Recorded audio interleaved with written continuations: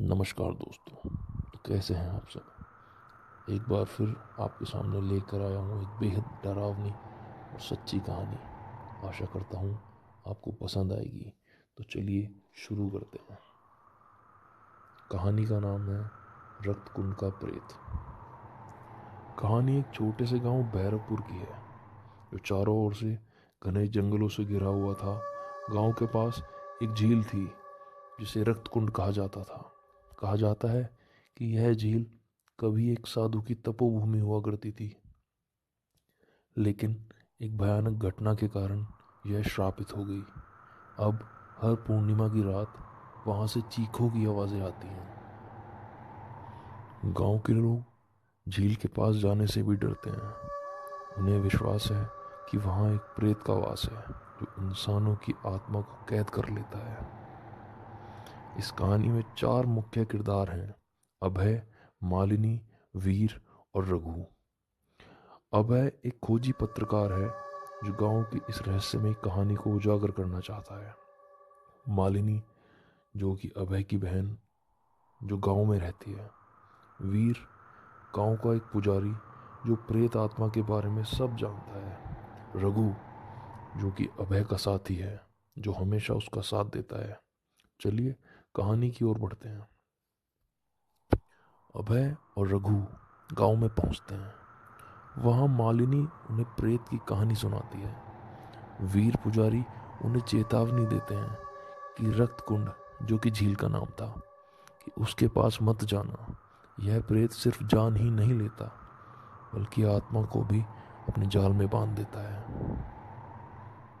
अभय इसे अंधविश्वास मानकर अनसुना कर देता है और रात को झील के पास जाने का फैसला करता है। रक्त कुंड की पहली रात। अभय, रघु और मालिनी झील के पास पहुंचते हैं। चारों तरफ घना कोहरा था। झील का पानी खून की तरह लाल दिखाई दे रहा था। जैसे ही वे पास जाते हैं, झील के किनारे पर एक पुरानी माला और जली हुई पूजा की थाली दिखाई देती है। अचानक झील में एक हलचल सी होती है।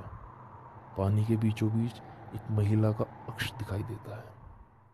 वह धीरे धीरे झील के पास आने लगती है। मालिनी डर कर कहती है कि हमें यहाँ से चलना चाहिए, यहाँ रुकना हमारे लिए ठीक नहीं होगा। लेकिन अभय उसे शांत कर देता है। जैसे ही महिला का चेहरा साफ दिखाई देता है, मालिनी जोर से चिल्लाती है, यह वही है, रक्त कुंड की प्रेत आत्मा। महिला का चेहरा विकृत और भयानक दिखाई दे रहा था। वह अपनी लंबी काली जटाओं से अभय की ओर इशारा कर रही थी और कह रही थी, तुमने मुझे जगाया है, अब तुम यहाँ से बचकर नहीं जा सकते। अचानक चारों तरफ तेज हवाएं चलने लगी। झील का पानी उफनने लगा और तभी चारों भागकर वहां से अपने घर आ गए। अगली सुबह अभय और रघु पुजारी से झील की पूरी कहानी सुनते हैं। पुजारी बताते हैं कि आज से करीब 100 साल पहले इस गांव में एक महिला, जिसका नाम नागमणि था, नागमणि को झूठे आरोप में जिंदा जला दिया गया था।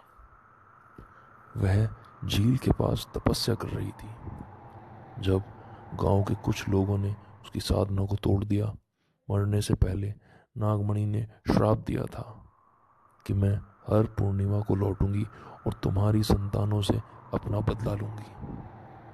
पुजारी जी कहते हैं उसकी आत्मा को मुक्त करने के लिए झील के पास, झील के बीच में जाकर विशेष पूजा करनी होगी। लेकिन यह करना आसान नहीं होगा। लेकिन अभय और रघु पूजा करने का फैसला करते हैं। पुजारी जी उन्हें कुछ औजार और मंत्र देते हैं, लेकिन साथ साथ चेतावनी भी देते हैं कि अगर पूजा अधूरी रह गई तो प्रेत आत्मा और भी ज़्यादा शक्तिशाली हो जाएगी। रात को अभय, रघु और मालिनी फिर से एक बार झील पर पहुंचते हैं। इस बार झील का पूरा पानी खौलता हुआ नजर आया। चारों तरफ से रोशनी की जगह अंधेरा छा जाता है। जैसे ही वे झील में पूजा करना शुरू करते हैं, नागमणि प्रकट हो जाती है। वह कहती है, अगर तुम मेरी शांति चाहते हो तो पहले मेरे दर्द को समझो। अभय को नागमणि के दर्द का एहसास होता है। पूजा के दौरान वह देखता है कि गांव के ही कुछ लोग नागमणि को जलाने की तैयारी कर रहे थे। नागमणि की चीखें और उसका दर्द अभय के कानों में गूंज रहा था। पूजा अपने चरम पर पहुंचती है और नागमणि की आत्मा तेज रोशनी में गायब हो जाती है। झील का पानी शांत हो जाता है और गांव के लोग राहत की सांस लेते हैं। लेकिन कहानी यहीं ख़त्म नहीं होती। पूजा के बाद अभय अपने कैमरे की रिकॉर्डिंग चेक करता है। आखिरी फ्रेम में नागमणि का चेहरा दिखाई देता है।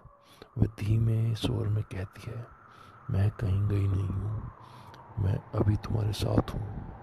अभय कैमरा बंद करने की कोशिश करता है, लेकिन कमरे की सारी लाइट्स बंद हो जाती हैं। अंत में अभय का चेहरा डर और पसीने से भीगा हुआ दिखता है और कहानी यहीं समाप्त हो जाती है।